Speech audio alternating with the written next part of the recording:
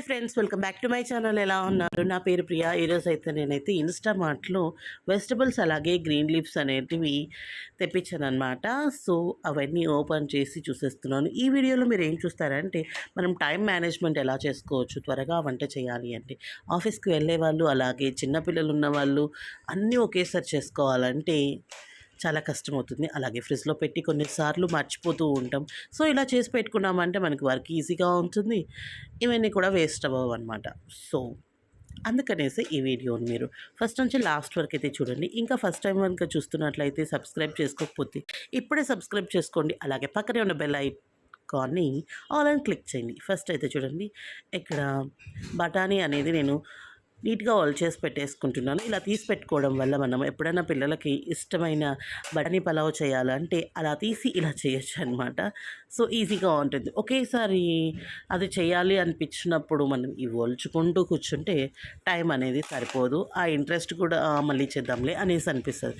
So అందుకనే ఇలా అన్ని బఠానీస్ అన్నీ మనం తీసి పెట్టుకుంటే చాలా యూజ్ అవుతుంది అనమాట. అలాగే ఇక్కడ చూడండి, ఈ పుదీనా కూడా మనం ఇలా అంతా తీసేసి పెట్టుకున్నామంటే ఆకులు ఎప్పుడు కావాలంటే అప్పుడు చట్నీ కావాలంటే చట్నీ చేసుకోవచ్చు, బిర్యానీలో కావాలంటే అలా తీసివేసుకోవచ్చు.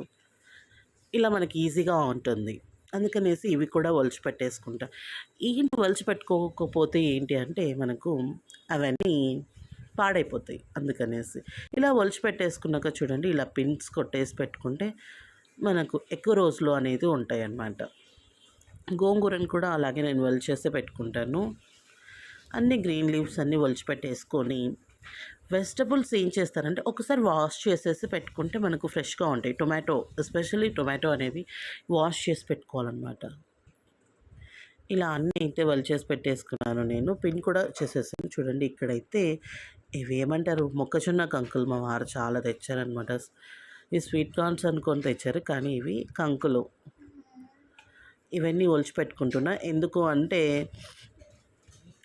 దోశ వేసుకోవాలంటే దోశ వేసుకోవచ్చు, అలాగే చిన్ని వడలు చేసుకోవడానికి అనేసి నేను ఇక్కడ అన్నీ ఒలిచి పెడుతున్నాను అనమాట. పిల్లలు ఎలాగూ స్నాక్స్ అని అడుగుతుంటారు. సో వాళ్ళకి కావాల్సినప్పుడు వెంటనే ఇలా మనం ఇవి ఒలిచినట్టు ఉంటే వెంటనే చేసేసుకోవచ్చు.